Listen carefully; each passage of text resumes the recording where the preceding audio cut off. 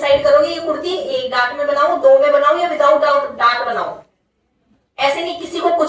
Good morning everyone, कैसे हैं आप सब? आई होप मस्त होंगे। सो गाइस, आपकी दुआ से मैं भी मस्त हूँ।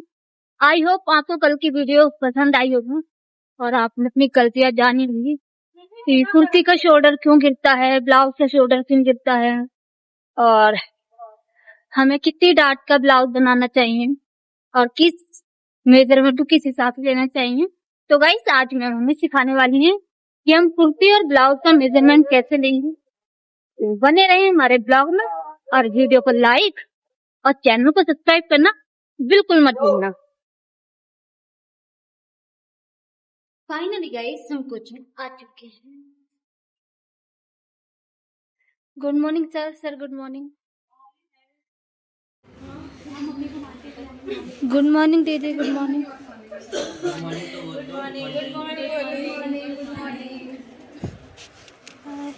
हाय निशा, इतनी पीछे कैसे?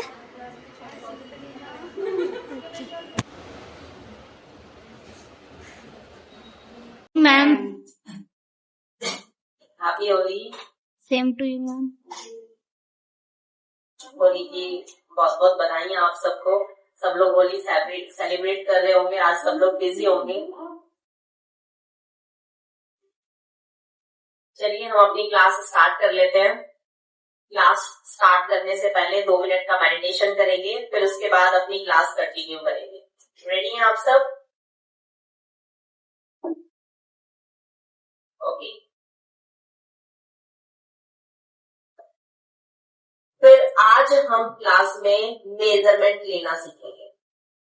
ये चीजें तो आप लोगों को समझ में आ ही गई है कि अगर बॉडी स्ट्रक्चर का शेप जैसा है वैसा का वैसा ही हमें अपना ड्रेस बनाना होता है, वैसा का वैसा ही शेप हमें अपनी कुर्ती में बनाना होता है, तभी वो प्रॉपर तरीके से फिट आएगा। तो जैसा बॉडी स्ट्रक्चर है वैसे ही आपको मार्किंग करनी है और सेम उसी तरह से आप मार्किंग के ऊपर स्टिच करेंगे तो बिल्कुल वही ओवरऑल वही शेप आपको दिखेगा जो बॉडी पे है। आपका ऊपर नीचे अप डाउन होगा ही नहीं।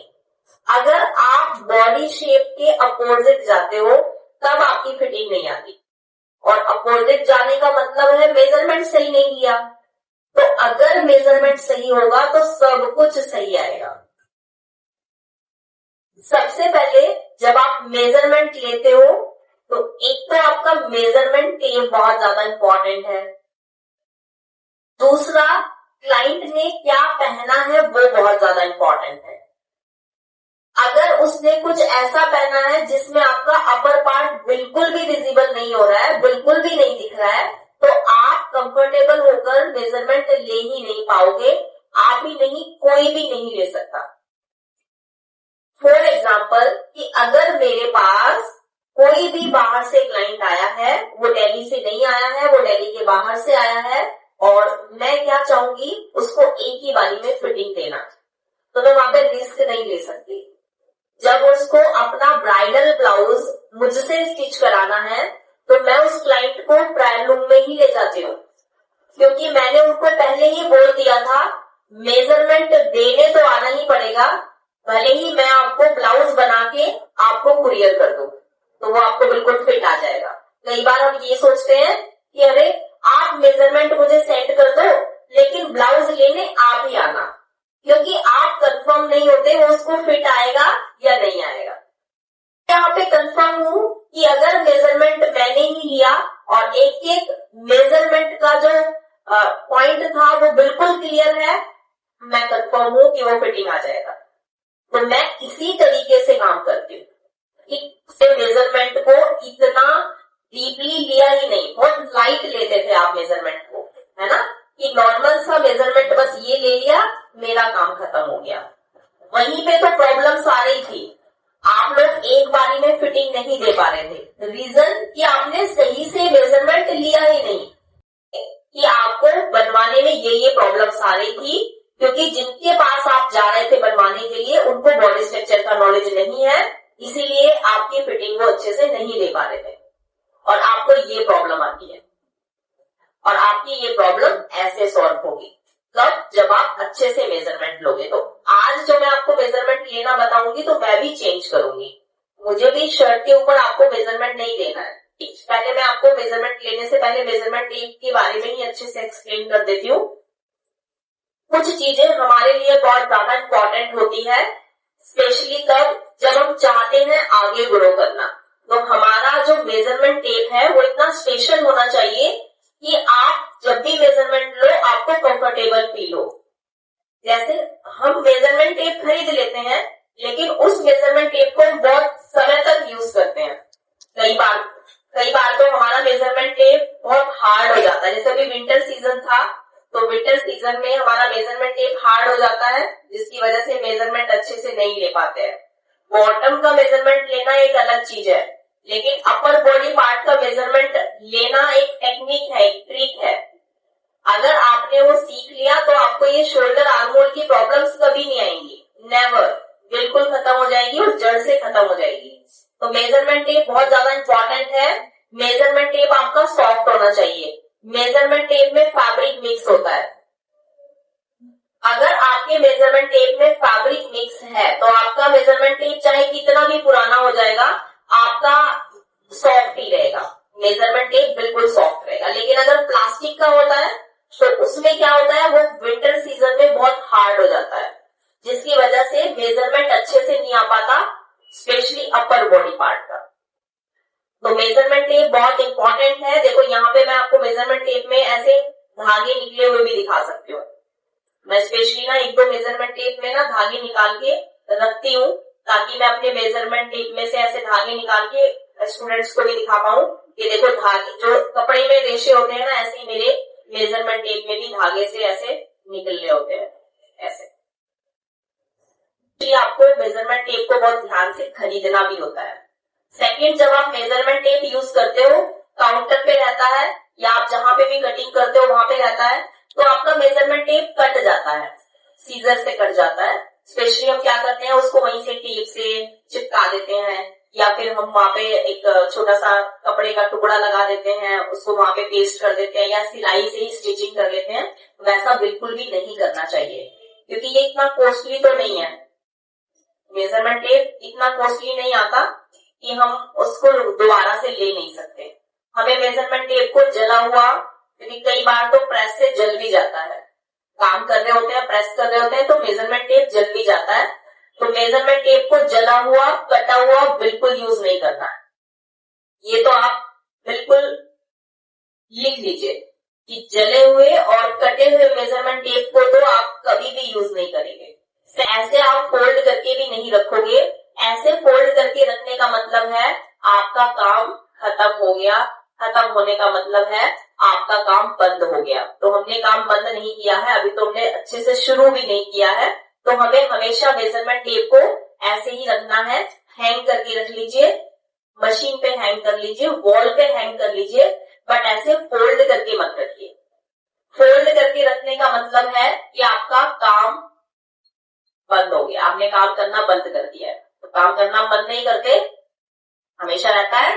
तो इसलिए मेजरमेंट टेप को कभी भी फोल्ड करके, इनफैक्ट बैग में भी आप लोग रख लेते हो ना, तो मत रखिए, उसको ऐसे ही रखा रहने दीजिए। ठीक, का भी मेजरमेंट लेना है तो आपको सबसे पहले ऐसा ही आउटफिट पहनना है। मेरा माइक दे दो।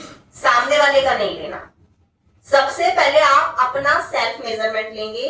सेल्फ मेजरमेंट में क्या क्या चीजें बहुत जरूरी होती हैं वो चीज देखेंगे, और एक स्पेशली अपना एक पूरा टेबल बना लेंगे, स्टेप बाय स्टेप बना लेंगे। जैसे हम सबसे पहले कौन सा मेजरमेंट लेते हैं, फिर सेकंड नंबर पे कौन सा मेजरमेंट लेते हैं, फिर थर्ड नंबर पे कौन सा मेजरमेंट लेते हैं। अगर आपने ये सारा पूरा टेबल ना सीक्वेंस स्टेप बाय स्टेप बना लिया, तो बीच में आपका एक भी मेजरमेंट स्किप नहीं होगा। अगर आपकी फ्रेंड भी आपसे मेजरमेंट के लिए आई है, आप अपनी फ्रेंड का भी मेजरमेंट ले रहे हो, तो बातें करते करते भी आप लोग अच्छे से मेजरमेंट ले सकते हो, क्योंकि पता चल जाएगा ये मेजरमेंट स्किप हो गया है। और सभी मेजरमेंट स्टेप बाय स्टेप लेना चाहिए। ऐसे नहीं पहले शोल्डर ले लिया, फिर कुर्ती का लेंथ ले लिया, फिर आपने आर्म होल ले लिया, फिर आपने हिप साइज ले लिया, तो मतलब कभी ऊपर जा रहे हो कभी नीचे जा रहे हो, ऐसे आप पजल हो जाओगे, कंफ्यूज हो जाओगे। इसलिए जितने भी मेजरमेंट लोगे सभी मेजरमेंट स्टेप बाय स्टेप लोगे, ताकि आपका कोई भी मेजरमेंट बीच में स्किप हो रहा है तो आपको पता चल जा रहा है। ऐसे आपको sequence wise step by step अपनी नोटबुक में सारे मेजरमेंट लिखने हैं। 10% लोगों में होता है और वो 10% लोग ही आपको ग्रो करते हैं। अगर आप 90% लोगों का काम कर रहे हो और उन 10% लोगों में से एक भी आपके पास आ गया और आपने उसका काम अच्छे से नहीं किया, तो वो बहुत सारे लोगों को आपकी बात बताएगा, मार्केट में आपका नाम खराब हो जाएगा। लेकिन अगर उन 10% लोगों में से एक भी आपके पास आ गया, तो वो हर किसी को जाके बोलेगा मेरी फिटिंग आज तक किसी ने नहीं दी, सिर्फ इन्होंने मेरी फिटिंग दी है। समझ रहे हो ना कितनी बड़ी बात है।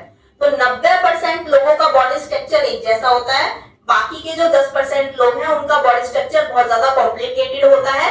उन्हीं के ऊपर काम करना बड़ा मुश्किल होता है और वही कर पाते हैं जिनको बॉडी स्ट्रक्चर का नॉलेज है, नहीं तो हर बार उनका यही प्रॉब्लम आता है। क्योंकि वो जो 90% लोगों का बॉडी स्ट्रक्चर है ना, उन्हीं के हिसाब से उनको भी फॉलो कर रहे हैं, तो उनके हिसाब से उनके ऊपर काम नहीं होगा। उनके हिसाब से उनका जो शेप है, उनका जो बॉडी स्ट्रक्चर है, आप उनके हिसाब से काम करना पड़ेगा। आप लोगों को अपना मेजरमेंट कैसे लेना है, सबसे पहले आप लोगों को आउटफिट चेंज करना पड़ेगा। कुछ ऐसा पहनना पड़ेगा जिसमें आप ये बॉडी पार्ट अच्छे से अपना देख पाओ। मिरर के सामने खड़े होना नहीं है तो सिर्फ ब्रा में भी ले सकते हो। जैसे कल आपको बताया था मैंने कि आप ब्रा की जो स्ट्रिप है ये शोल्डर के मिड पॉइंट पर सेट कर दीजिए। ये जो शोल्डर है आपका, नेक लाइन यहां से और यहां तक, इसके बीच में बिल्कुल सेंटर पे ऐसे मेजरमेंट टेप से भी नाप लो, ठीक है। यहां से और यहां तक का डिस्टेंस कितना है और बिल्कुल सेंटर पे अपनी स्ट्रिप को अच्छे से सेट कर दो, ऐसे जैसे मैंने अभी की हुई है।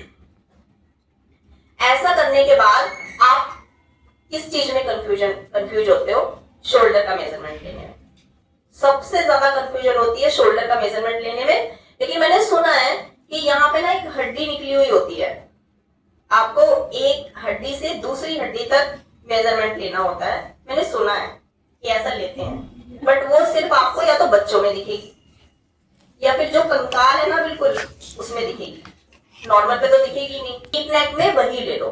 और जब फुल कॉलर बनाते हैं तो आपको पूरा फुल लेना होता है। वैसे तो पूरे फुल पे मैंने बहुत बार बनाए हैं मैंने अपने ब्लाउज, कि मैंने यहां तक का शोल्डर लिया है, देखो इतना नीचे, और डीप नेक बनाया है। बहुत बार बनाया, एक बार नहीं बहुत बार। मतलब जब अभी मैं आपको शोल्डर लेकर दिखाऊंगी तो आपको लगेगा कि मेरा शोल्डर कितना है, अभी आप जान पाएंगे। इसे सेट करेंगे, सीधा बिल्कुल रखेंगे, बॉडी एकदम सीधी होनी चाहिए और जो नंबर्स हैं आपके, वो नंबर्स आपके ऊपर होने चाहिए, ताकि आप देख पाओ आपका शोल्डर का मेजरमेंट कितना आ रहा है। देखो मैंने फुल शोल्डर यहाँ पे लिया, तो फुल शोल्डर आप देखो कितना आ रहा है। मेरा फुल शोल्डर आ रहा है 13। देखो कितनी बाहर आ रहा है, आप खुद देखो मेरा, है ना। यहां से और यहां तक मेरा आ रहा है 13, और मैंने पता है डीप नेक में 14 लिया। 14 देखो कहां तक आ रहा है, बिल्कुल नीचे आ रहा है। मैंने एक बार फुल डीप नेक अपना 14 इंच पे बनाया था, तो आप खुद देखो मैंने बिल्कुल फुल पे भी बना दिया। तो अभी मैं यहाँ पे जो ले रही हूँ वो नॉर्मल ले रही हूँ, 13 जो है एग्जैक्ट वही ले रही हूँ, 1313। क्लियर दिख रहा है सबको? 13 इंच का मेरा शोल्डर है। ऐसे ही आप लोगों को भी लेना है।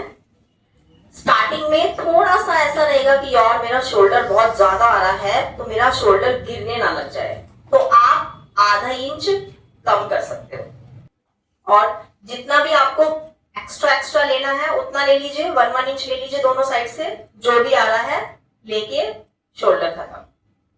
अब आता है, देखो शोल्डर में भी बहुत सारी चीजें हैं। मैंने बताया था आपको कि शोल्डर डाउन भी आप अलग अलग भी करोगे ना तो भी आपको पता चल जाता है। जैसे हर किसी के बॉडी स्ट्रक्चर पे ना शोल्डर डाउन अलग ही आता है।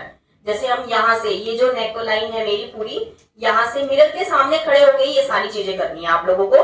तो नेक लाइन यहाँ से और एपेक्स पॉइंट का आप ये लेंथ चेक करोगे, फिर यहाँ से शोल्डर का एंड पॉइंट चेक करोगे, आपको फटाफट से पता चल जाएगा मेरा शोल्डर डाउन कितना है। जैसे हम यहाँ से नेक के बिल्कुल पास से मेजरमेंट टेप को ऐसे रख रहे हैं और यहाँ से एपेक्स पॉइंट ले रहे हैं, तो मेरा यहाँ पे एपेक्स पॉइंट आ गया है 11 इंच। बिल्कुल एकदम पास में ऐसे रखना है और ऐसे लगाना है। अब यही मेजरमेंट टेप मैं इधर रखूंगी। देखो मेजरमेंट टेप लूज हो गया, अब मैं इसको नीचे करूंगी ऐसे, फिर यहाँ पे लूंगी, तो मेरा मेजरमेंट टेप में यहाँ पे अपेक्स पॉइंट आ गया है 10 इंच। शोल्डर डाउन है वो 1 इंच है। तो मेरा जो शोल्डर डाउन यहाँ से यहाँ तक है ये 1 इंच आ रहा है, ये जो डिस्टेंस है। मैंने बताया था ना आपको कि कईयों में सीधा भी होता है ऐसे, तो जिनका सीधा होता है ना उनमें आपको शोल्डर डाउन नहीं करना होता। अभी कल परसों की बात है, व्हाइट कलर का एक ब्लाउज बना था, एक कमेंट पड़ा था कि आपने शोल्डर डाउन क्यों करा, इतने डीप नेक में तो शोल्डर डाउन नहीं होता है। जब बॉडी पे शोल्डर डाउन है तो आपको शोल्डर डाउन करना ही पड़ेगा, चाहे आप कितना भी डीप नेक बना रहे हो। लास्ट टाइम भी बताया था कि जब आर्मोल का मेजरमेंट लेते हो तो पूरा ऐसे गोलाई में लेना होता है, बट यहाँ पे 2 चीजें हैं, एक जब आप कट स्लीव बनाते हो, एक जब आप बाजू लगा के बनाते हो। अगर आपने बाजू लगाया और आपका कुर्ती डीप नेक है, ये सारी चीजें बहुत ज्यादा इंपॉर्टेंट हैं। सब कुछ अगर आपको लग रहा है कि एक ही बारी में मैं अपने अंदर ले लूंगी तो ऐसा नहीं हो सकता, इसलिए बीच बीच में नोट्स बनाते रहो। अगर किसी भी बॉडी पे आप काम कर रहे हो और उसको डीप नेक बनाना है और बाजू भी लगवाना है, डीप नेक भी बनवाना है, तो आर्मोल आपका बिल्कुल फिक्स रहेगा, तभी वो शोल्डर डाउन नहीं होगा, गिरेगा नहीं, क्योंकि बॉडी पे वो बिल्कुल फिट आ रहा है, ग्रिप बन गई है उसकी। तब कुर्ती को बिल्कुल टाइट करके नहीं बनाओगे, वो शोल्डर गिरता ही रहेगा, ग्रिप बनेगा ही नहीं। और बिल्कुल अच्छा फिटिंग आ रहा है, ग्रिप अच्छी बनी हुई है, थोड़ा थोड़ा सा कुर्ती को खोल दीजिए दोनों साइड से और फिर देखो शोल्डर कैसे गिरता है, गिरना शुरू हो जाएगा, ढीला करते ही गिरना शुरू हो जाएगा। अब इतना तो समझ में आ गया। आप अपना कॉलर वाले ब्लाउज में या कुर्ती में अपनी फिटिंग भी थोड़ी लूज कर सकते हो, क्योंकि कॉलर है, बॉट नेक है, वहां पे थोड़ा सा कंफर्टेबल चाहिए होता है। शर्ट में देखा है ना, शर्ट कॉलर शर्ट होती है तो थोड़ी लूज होती है, तो वहां पे लूज फिटिंग दोगे। तो आपको पता होना चाहिए मुझे कब लूज फिटिंग देनी है, कब बिल्कुल फिटिंग करना है। अगर क्लाइंट ने बोला कि मुझे डीप नेक चाहिए तो उसको बोल देना पहले ही, भाई बिल्कुल फिट होगा तभी, नहीं तो डोरी लगवाओ। अगर आपको डोरी भी नहीं चाहिए, आपको डीप नेक भी चाहिए, तब तो मुझे आपकी कुर्ती बिल्कुल फिट बनानी पड़ेगी, वरना वो रुकेगा कैसे। पे जो भी आप आर्मोल लोगे वो थोड़ा सा लूज ले सकते हो, क्योंकि उनका अगर डीप भी चला गया तो कुछ नहीं फर्क पड़ेगा। लेकिन वहीं पे अगर बॉडी पे फैट है तो उनसे पूछोगे कि आप आर्मोल डीप पहन लेते हो, अगर पहन लेते हो तो बना देती हूँ, और अगर नहीं पहनते हो तो नहीं बनाती। जैसे मेरी छोटी बहन है, उसकी यहाँ पे बहुत ज्यादा फैट है, लेकिन फिर भी वो छोटा आर्मोल नहीं पहन सकती, वो बड़ा ही पहनती है। वो स्पेशली मुझे बता दे अपने जैसा मत करना, मेरे को फैट आता है, मेरे को नहीं आता, मुझे कंफर्टेबल चाहिए। समझ में आया? तो अगर आप किसी भी क्लाइंट का कोई भी ब्लाउज या कोई भी कुर्ती बना रहे हो तो आपको क्लाइंट की चॉइस के हिसाब से काम करना होता है। मेजरमेंट टेप के नंबर ऐसे रखेंगे बाहर, ताकि अच्छे से हमें पता चल जाए कि हमारा आर्मोल कितना आ रहा है। वैसे गोलाई में लेंगे और इस तरह से आर्मोल का साइज लेंगे। अब देखो मेरी बॉडी पे जो यहाँ पे ये पैट है, इसको भी मैंने इसी में कवर कर लिया है। तो यहाँ पे हमने जो आर्मोल लिया है वो 16 इंच लिया है, 16 इंच। अब जैसा मेरा राइट साइड का आर्मोल है वैसे ही मैं लेफ्ट साइड से भी लूंगी। इसमें भी नंबर मेरे बाहर होंगे, ऊपर होंगे, और गोलाई में मेजरमेंट लूंगी ऐसे।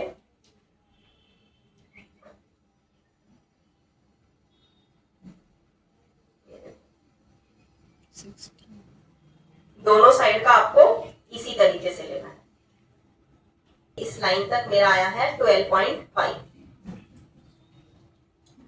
ठीक है।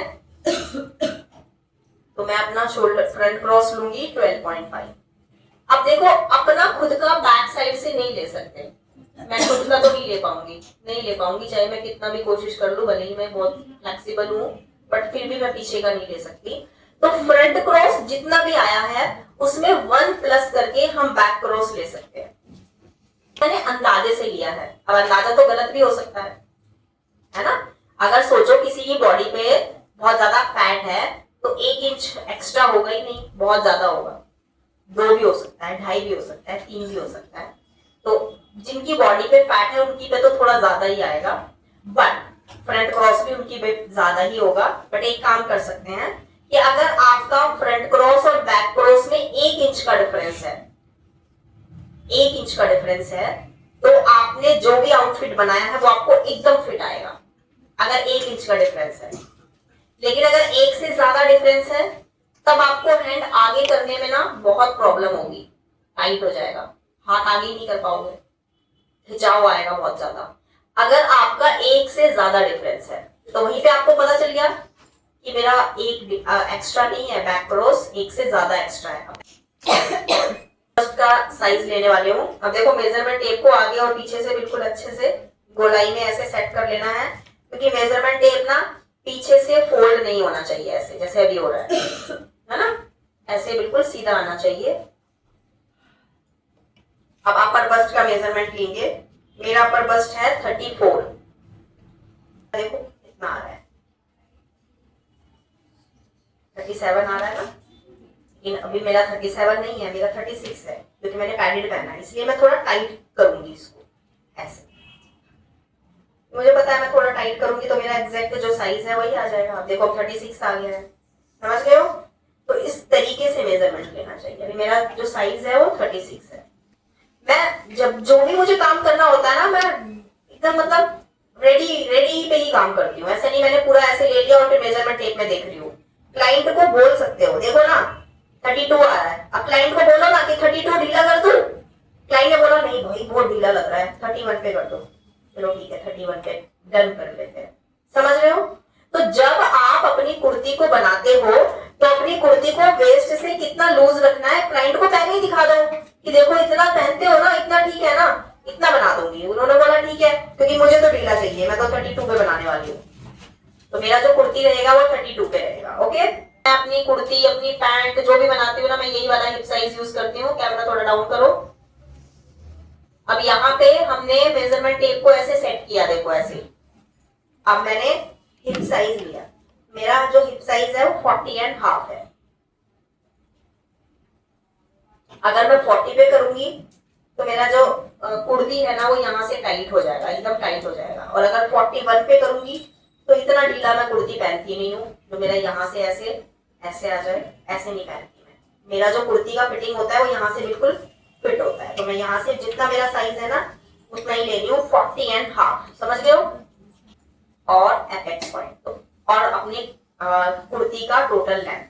अब देखो मेजरमेंट टेप को शोल्डर के मिड पॉइंट पर ऐसे सेट कर लेंगे। सबसे पहले एपेक्स पॉइंट लेंगे, मेरा एपेक्स पॉइंट 10.5 आ रहा है। उसके बाद हम लेंगे वेस्ट लेंथ, तो जहां पे ब्लाउज का आ रहा है ना उतना ही ले लेते हैं। वैसे ही ब्लाउज ना मेरा थोड़ा लंबा है, आधा इंच लंबा है, 16 पे मेरा ब्लाउज का लेंथ आ रहा है, मैं 15.5 पे ले लेती हूँ। ठीक है, 15.5 पे मेरा आ रहा है यहाँ पे वेस्ट लेंथ। उसके बाद हम लेंगे हिप लेंथ, तो जहां तक आपको ये साइड से थोड़ा लेना पड़ेगा, आपको जितना भी आपको अपनी कुर्ती का चाक पसंद है वहां तक आप लेंथ लोगे और उसमें 1 इंच प्लस करके लोगे, क्योंकि जब आप पहनते हो ना तो आपकी कुर्ती ऐसे जाती है और जब मेजरमेंट टेप आ रहा है तो ये बिल्कुल सीधा आ रहा है, देखो ऐसे दिखेगा। अभी हम ऐसे ले रहे हैं तो ऐसे में क्या है ना, मेजरमेंट टेप देखो यहाँ से बिल्कुल सीधा है, आपकी बॉडी पे ऐसे नहीं जा रहा गोल में। तो जितना भी लेंथ आपका आएगा ना उसमें थोड़ा सा आपको ज्यादा ले लेना है। जैसे मेरा यहाँ पे आ रहा है 21.5, मुझे इतना चाहिए, अब मैं यहाँ पे 22 ले लेती हूँ। ठीक है, तो मेरा जो हिप लेंथ है वो 22 है, बहुत अच्छा ग्रेस आएगा। ठीक है, क्योंकि वो चीज पूरी ऐसे जहां से चाक बंद होता है वहीं से फिटिंग भी लिया जाता है। अब देखो मैंने यहां से फिटिंग लिया क्योंकि मुझे चाक यहां तक चाहिए। अभी बहुत बार मेरे साथ ऐसा होता है कि कोई भी ऐसी लड़की जो कॉलेज में जाती है वो कुर्ती पहनना पसंद करती है और उसको जींस के ऊपर कुर्ती पहननी है। अब वो जींस के ऊपर पहनेगी और उसको चाक ऊपर चाहिए, उसको छोटे चाक चाहिए बिल्कुल यहां तक। तो मैं क्या करूंगी, मुझे फिटिंग यहां से लेना पड़ेगा। अब यहां से फिटिंग यहां के अकॉर्डिंग कम होता है और यहीं से मुझे ये नीचे का स्ट्रेट करना पड़ेगा। अब देखो यहां से कैसे करेंगे, यहां से। अब देखो अगर मुझे बनाना होगा तो मेरा यहाँ पे साइज कितना आएगा, मेरा आएगा यहाँ पे 32, मेरा आएगा यहाँ पे 32। मतलब मुझे वेस्ट से थोड़ा सा नीचे ही रखना है और फिर 32 के बाद मुझे बिल्कुल सीधा रखना है, तो मेरा शेप बिल्कुल ऐसे सीधा जाएगा। और हिप साइज 40 की जगह पे मुझे 32 लेना पड़ेगा। समझ गए हो? आप कुर्ती के जो पल्ले लेते हो, चाक जो लेते हो नीचे से, सबसे नीचे से लेते हो ना, ये कितने साइज है, इसकी टेक्निक बताती हूँ। ये अपने चॉइस के हिसाब से नहीं लिया जाता।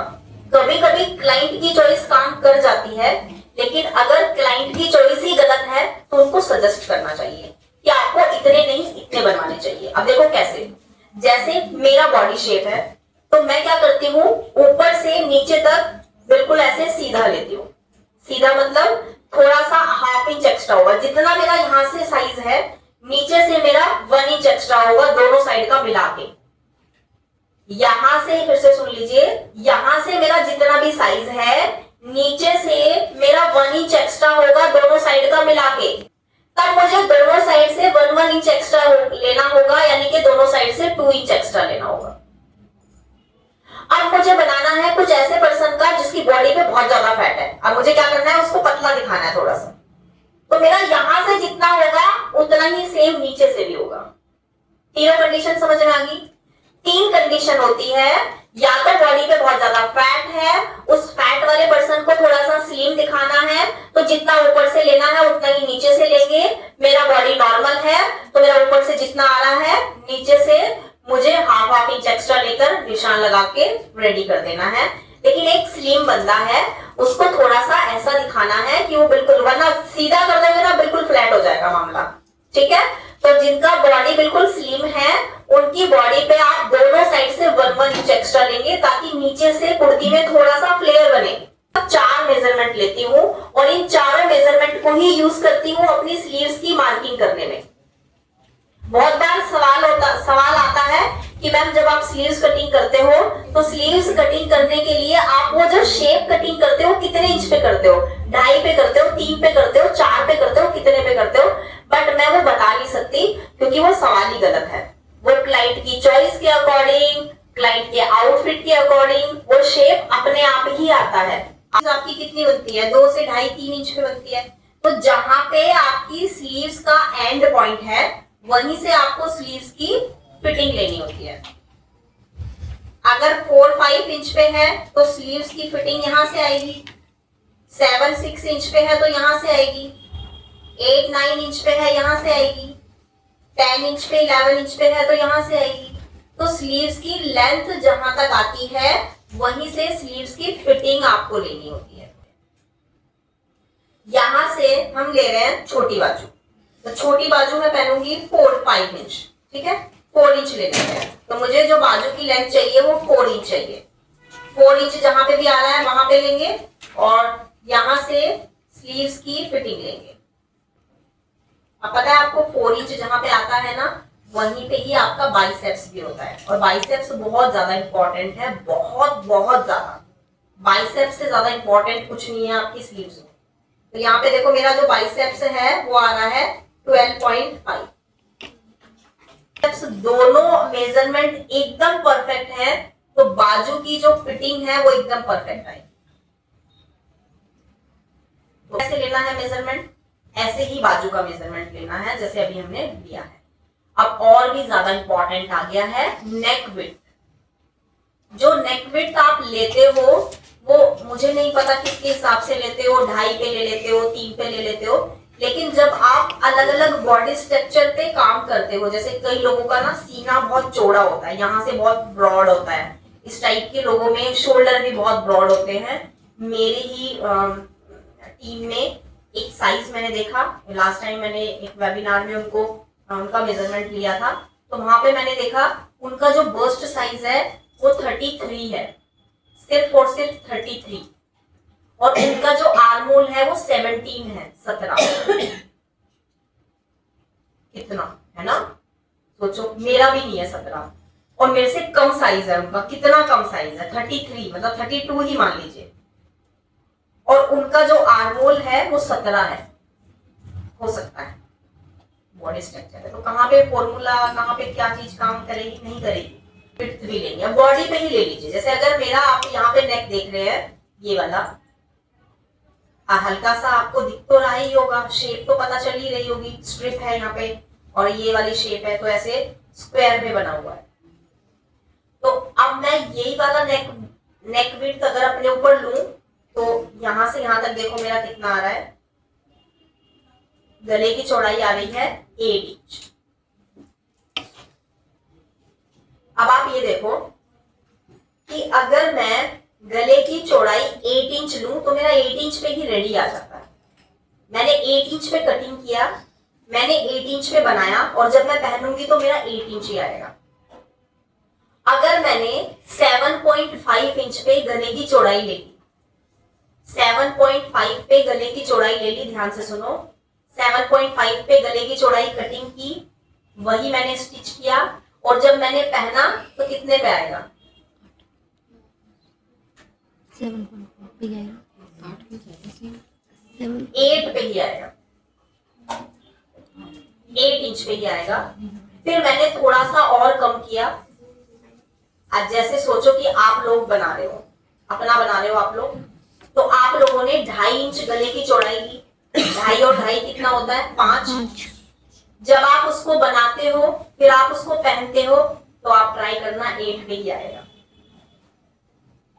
ठीक है, समझ में आ गया क्या होता है? जब आप कम लेते जा रहे हो और आप उसको पहनते हो तो आपका 8 पे ही आएगा। करके देखो। Body structure. और जब आप 8 से ज्यादा लेते हो, जैसे मैंने 9 पे ले लिया,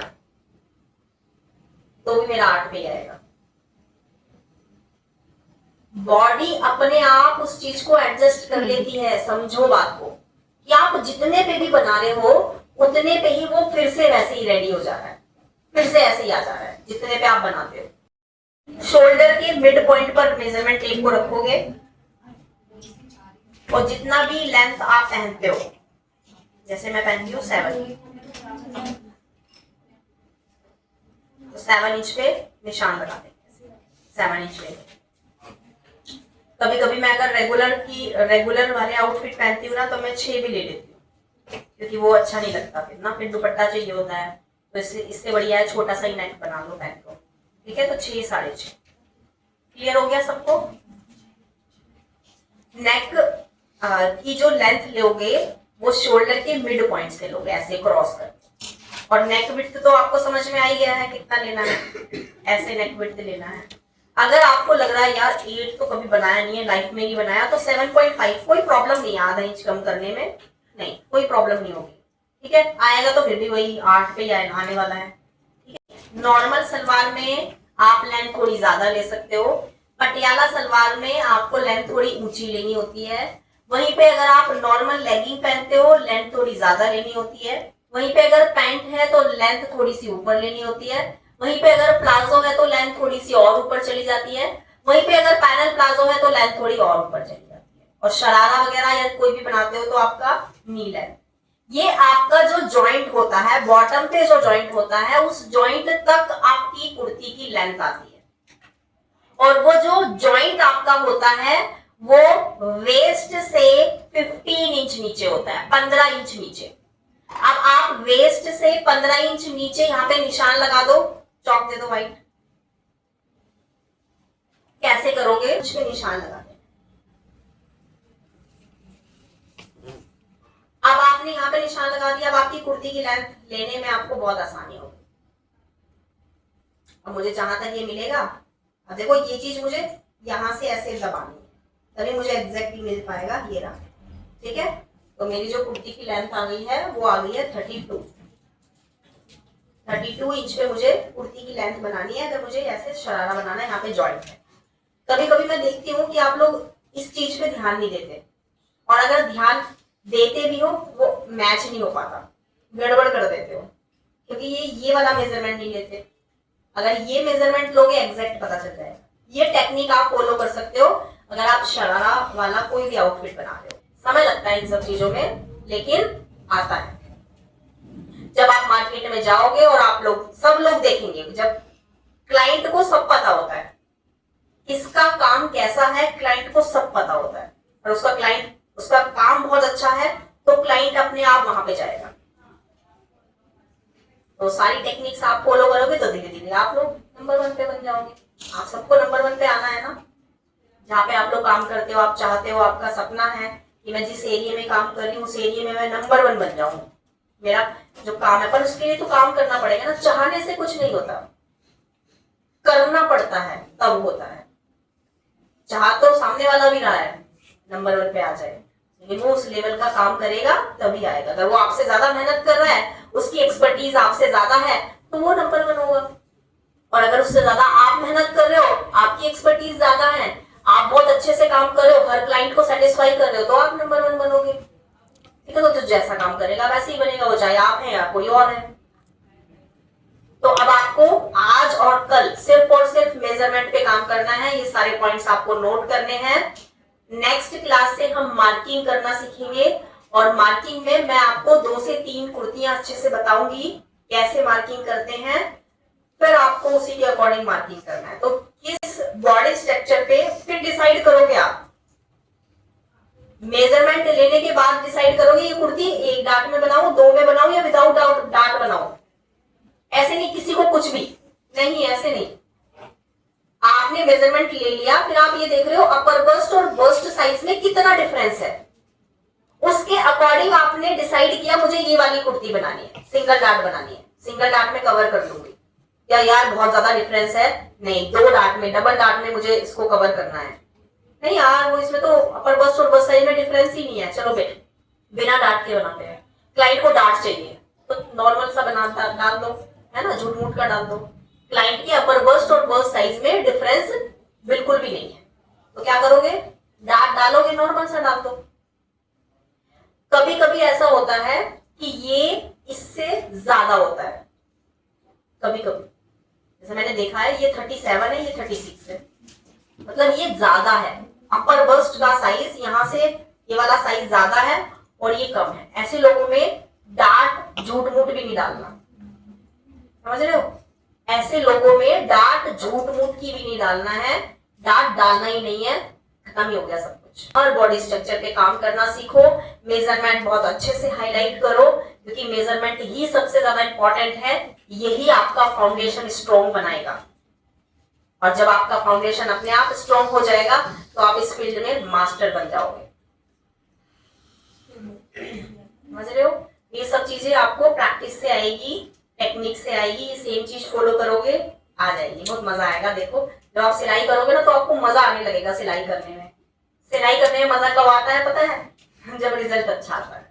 और जब मन नहीं करता, जब किसी के 2012 की बात है, 12 के पहले जब मेरे क्लाइंट के कपड़े बिल्कुल भी अच्छे नहीं बनते थे, मतलब जैसा मुझे चाहिए था, क्लाइंट तो सेटिस्फाई था, बट मुझे जिस जगह पे जाना था उसके अकॉर्डिंग मैं देख रही थी मेरा काम उतना अच्छा नहीं था, मुझे लगता था यार मजा नहीं आ रहा।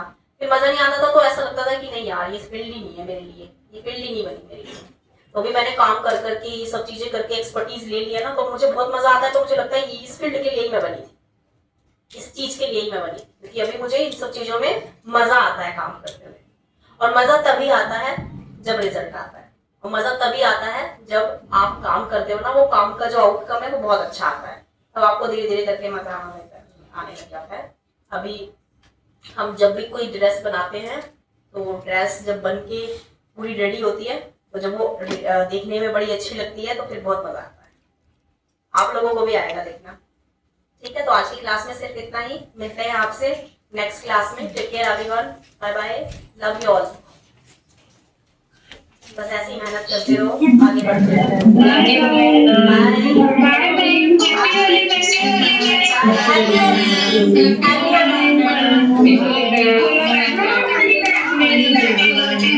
बाय।